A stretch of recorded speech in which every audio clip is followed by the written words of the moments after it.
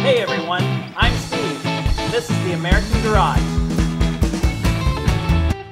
This time, on the American Garage, Steve works on repairing metal on the David Bradley with a little help from professional welder, Kino Gonzalez. All of this and more on this episode of The American Garage. Now, up till now, you've seen us tear the David Bradley tractor apart. You've seen us show you how to do rust removal. And now we have to look at the individual pieces that need repairing. Now, in this episode, what we're going to cover is how do you repair some of these things that are broken or bent or somehow need a little bit of metal work done to them. Now, we've got this new material that we're going to try out, and it's called Alumilloy. And Alumilloy is an alloy. And it's made to be used with aluminum, but it can be used with other kinds of metal. This is steel right here. And because of the kind of repair we're going to be doing right here, we're going to go ahead and use Alumilloy to fill that hole and make this piece solid again. Now, I'm not much of a welder. I know how to use a propane torch, and here's my propane torch. And we're going to talk about how to use a propane torch properly today, and some precautions to take in mind when you're using one.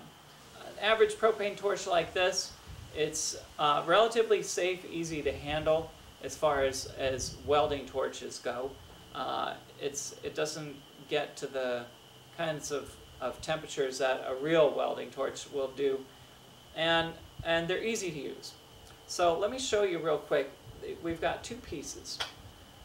We've got the torch on the top, and then we have our cylinder of propane. And when these run out, you bring them back to your hardware store and you get another one. Now, one of the things that you want to do is you want to look at your torch. This is the torch portion. And in it, it has a seal. We want to inspect that seal and make sure that it's good. We don't want to have any leaking propane that could cause fire. So it's looking pretty good. And the other thing we want to do is we want to look at the top of our bottle. We want to make sure it's smooth here and it doesn't have any rust. If you have rust on the top of this connection, then you're going to want to take that cylinder back to the hardware store and get another one, because rust along here will break the seal. Now, you would think we're ready to go, right? But there's one more check that you can do, because you want to make sure that this is a good connection and you're not leaking any propane out the side. That would be a fire hazard, and that would be very bad since you're holding it in your hands. I'll take some soapy water, and I've got some right here in my spray bottle, and I'll just spray it on here. And what I'm doing is I'm looking for bubbles. And I'm looking around, making sure there's no bubbles coming out of there. I don't see any bubbles, so that means that there's no leak in my propane torch. I've also got, for safety gear, I have some gloves because things are going to be getting very hot. Now, on this particular piece, I'm going to leave it setting on the table here, and I'm going to light my torch. Now, when we light a torch, we want to make sure we always point it away from ourselves.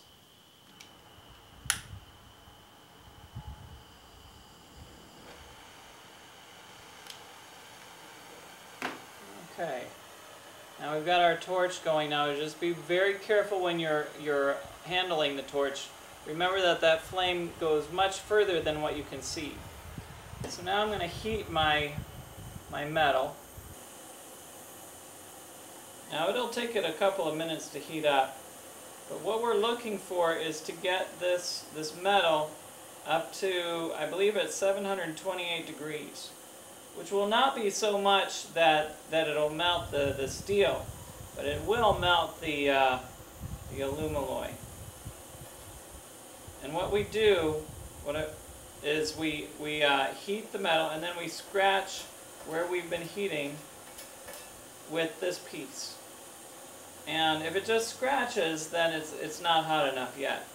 Once it's hot enough, the Alumilloy will melt and flow.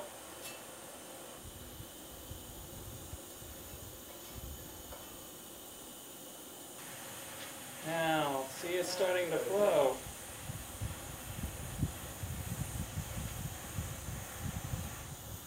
And there it is.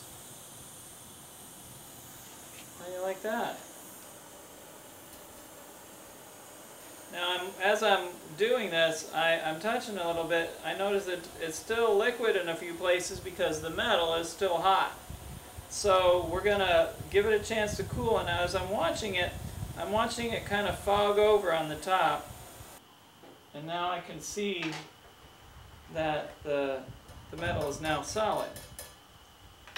Now, just to make it look good, what we'll do is we'll take our file it down,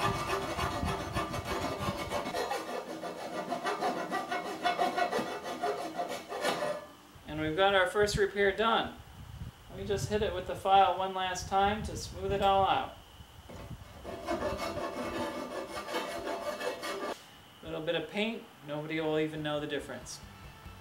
Now that we have the hole in the handlebars repaired, we will tackle the repair of the accessory mount on the transmission.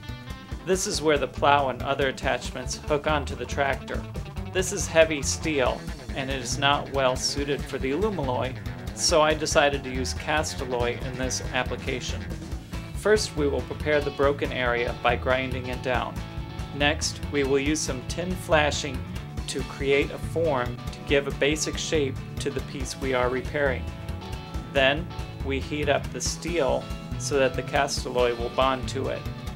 We must be careful not to heat up the form so that it will be able to be removed when the cast alloy has set. Today I brought in a good friend of mine, Kino Gonzalez. Kino is a professional welder, and I thought it would be good to add his expertise to the David Bradley project.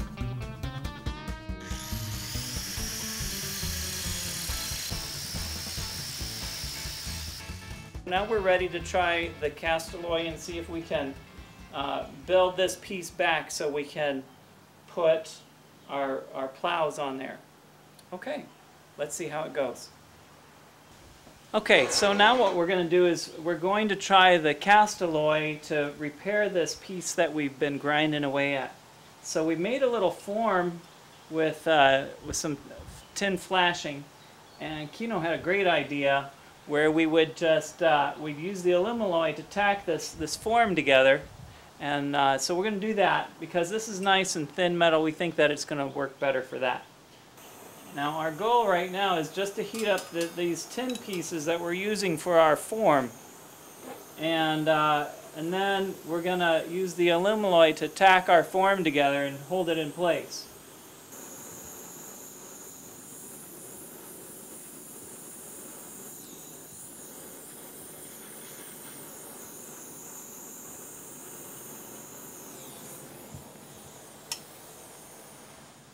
Alumalloy metal, once it bonded with this sheet metal,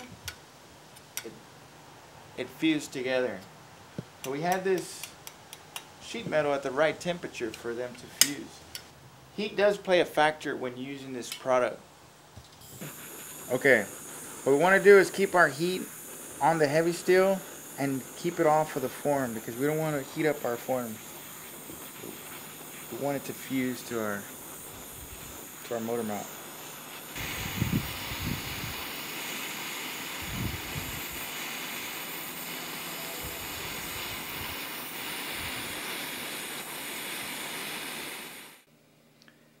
We melted cast alloy into the form when the heavy steel was heated enough. Once it cooled, we removed the form to see how it turned out. We noticed there was quite a few voids on the outside, which concerned us. So we decided to grind it down a little and see if the voids went deep. Yeah, we can grind it down, take a look at it on the inside, and then we'll go from there.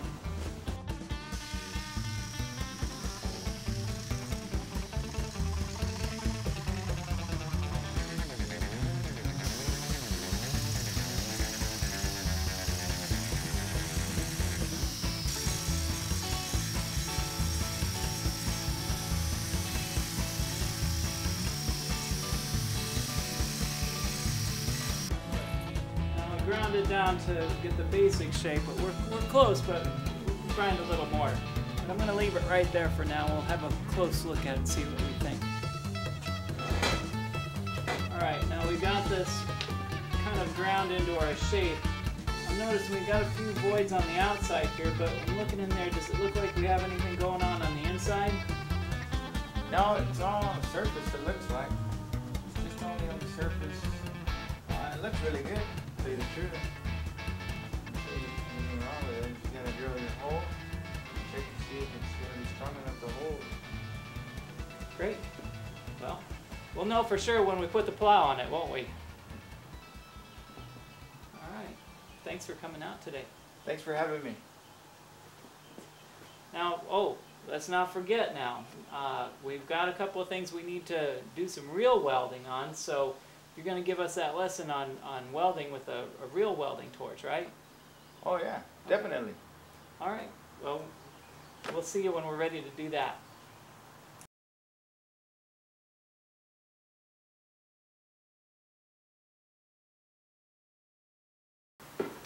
Welcome back to the American Garage. We have Kino Gonzalez. He's a professional welder, and he's been kind of coaching us along. We had him here once before, helping us with the alumaloy and the castalloy rods with our propane torch. And pretty much we found that this is a very handy product to use for things that don't have a lot of structural strength, where we can do a quick fix and we don't have to tear everything back apart in order to get at it. So this is a really great, handy product for those sorts of things. Every once in a while though, Kino, we do come across a need for something that will have to have an incredible amount of strength. And so you told us last time that you would tell us a little bit, show us a little bit about how to weld like a professional welder does. And we don't really know anything about it. You know, I don't know what kind of torch I should get if I wanted to learn how to weld. So what equipment does a welder need? Well, the torch is not for welding. The torch is for cutting steel. And that's what you use a cutting torch. It's really not for welding. What we're going to use here is a MIG welder, or flux core wire feed welder. We are going to be using this welding machine. It's called an arc welder because it uses an electrical arc to create the heat, and it melts a wire, and it feeds the wire automatically. Now this is the tip that you weld with. Wire comes through here, and it comes out as we're welding, and it melts when the arc of the electricity heats it up. So it's a really powerful electrical arc that occurs. Now, because it's electrical, this would be the positive, and this would be the negative.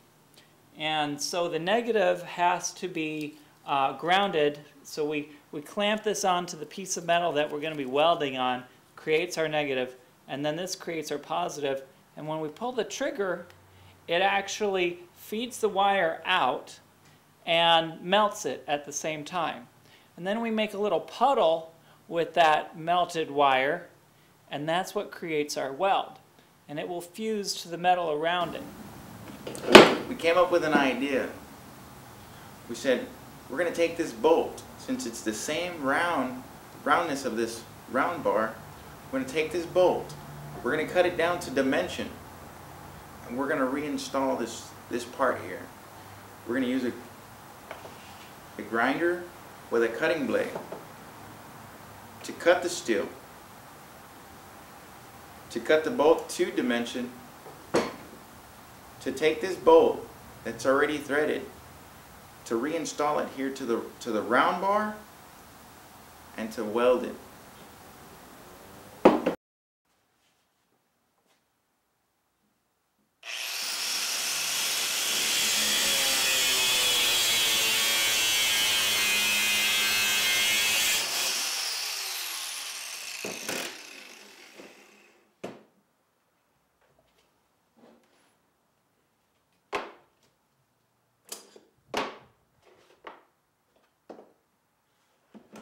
So, okay, so now we're ready to put these two pieces together with the welder, right? Right.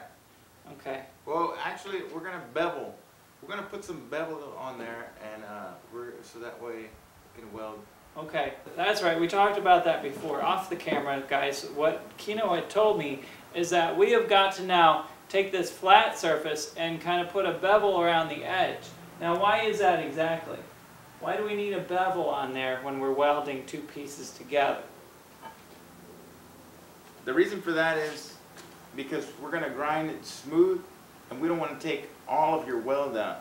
You want to keep some of that weld inside of the round bar, inside of your work. That's what's going to hold it together. So the bevel really just creates a little notch for us to lay our welding in, to put our weld in. Exactly. Which is really the wire coming out of that machine, right? Yes. Ah, okay.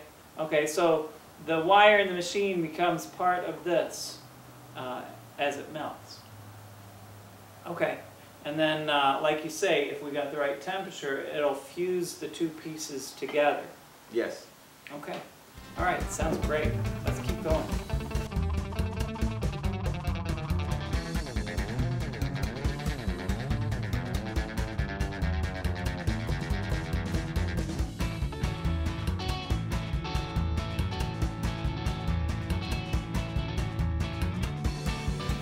This is where we grinded the paint off a little bit and we have good contact. Okay, so you put the welding machine attached there, The ground clamp, this is the ground? the ground Yeah, clamp? we're going to put it to our work where we can have a good contact, so we just grind down some of that paint, get it out of our way. I gotcha. Okay. Now, what do you need me to do here? This is our new piece. I just need for you to hold on to that piece, kind of like semi-square Okay. in place, and I can tack it in. Okay. Or Yeah. you're really doing the job of a fitter. Of a fitter? Yeah, and a fitter would turn his head and close his eyes. Okay. So that's a normal thing. Yes. So I'm doing the role of the fitter. You ready? Ready.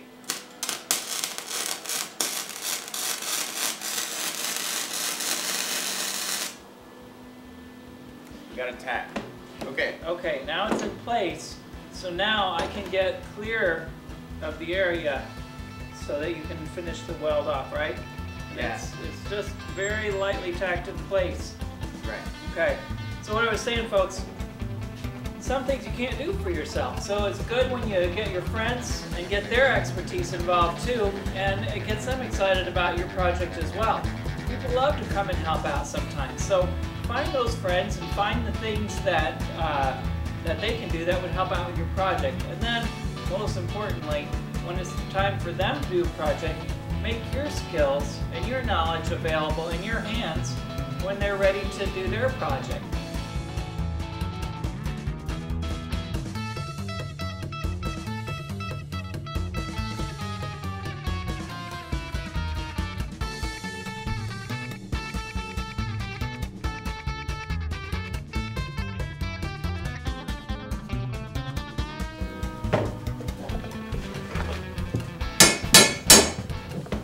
Coming off.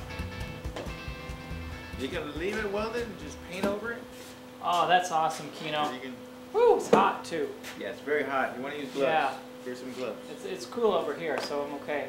But it's very hot right where the weld went. So that's fantastic. So you say we can just leave it like that? You can leave it there. Yeah, it shouldn't be a problem. You want to paint over it. It's just a cosmetic thing if you want to grind it down smooth for, Okay. for the paint. So I can grind that down smooth and make it look nice if I want to. Yeah. Okay. Well, I might be doing that at a little bit later. So looks like we're ready to go now. This part is ready to go back on the tractor, isn't it? Definitely, yes. Okay. Thank you for all your help and your support. And your skills are going to help make our tractor a successful project. Glad to help. Thank you for asking me. Well, thank you for coming out. So everybody, my buddy Kino here, he's going to let me do a little bit of welding on it. Something he didn't tell me, welders have those fancy welding hats like he's got. I didn't know. He said, go get a cap because otherwise the sparks will burn your head. So I'll put on a cap backwards. All right. So anyway, got to have all our safety equipment, right? So now, what am I going to do here? You're going to get the tip of your wire close to the work, and then you're going to hit the trigger. And what you're going to do is like a caulking or silicone. Oh, yeah. I can do that. Run a couple of passes on there. Okay. All right. So now I'm going to look through the welding mask. Man, you can't hardly see anything in there, can you? But it's got to be that dark to protect you from the brightness of this, right? Okay. Yes. Now, I've seen on the movies and stuff where the welders, they'll hold the mask up instead of having one that's on their head. They'll hold it like this. Is that a common thing? No, it's not. What? No. What is it common to usually have the headgear on? Yes, it is. Okay. It is. It's common to have the headgear because if you're going to do it throughout the day, you want to have it ready and prepared. Okay. This is just a spare that I've had in my garage, and so I thought I'd use it. Coming from your garage, man? Yes. What kind of project you got going on there? A cleaning project. Oh, no. I'm thinking there's all kinds of welding projects. Maybe you're putting a car together or something. Not No? today. Not today. Well, all right. Okay, so I'm going to look through here. Yes. Now, I need to get it. Yeah, you're going to I have need to to take a step back. see, no, I Now- should now I put- put it where I need it first, and Right. then, Ready? yeah. You see the puddle? Yeah. All right. Well, okay. Let me try it again. I think I got it. Let me try it by myself here. You want it? I'll just have it put Close. it where close.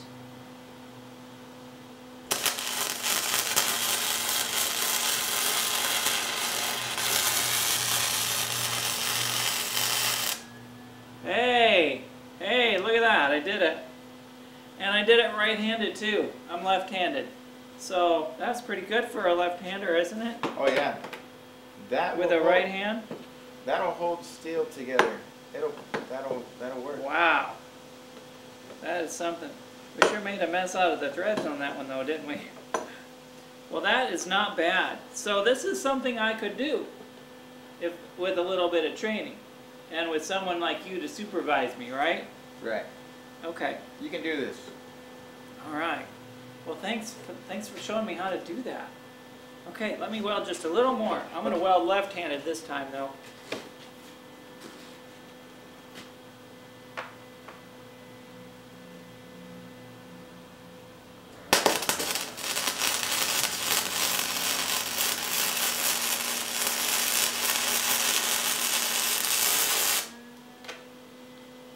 Oh, man, that's great. Thanks, Kino. On the next episode of The American Garage, Steve moves along in the restoration process, preparing parts for paint. All of this next time on The American Garage.